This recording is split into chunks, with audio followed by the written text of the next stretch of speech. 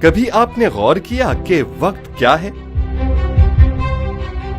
وقت گھڑی کے ذریعے قابل پیمائش نہیں۔ وقت کا تعلق آپ کے دل کے موسم اور آپ کے جذبات سے ہوتا ہے۔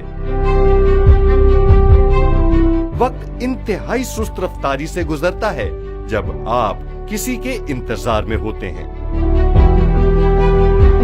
یہی وقت تیز رفتاری سے گزرتا ہے جب آپ خود کہیں پہنچنے میں تاخیر کا شکار ہوتے ہیں۔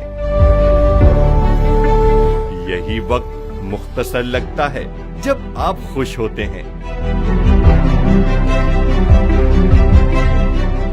یہی وقت طویل لگتا ہے جب آپ غمزدہ ہوتے ہیں۔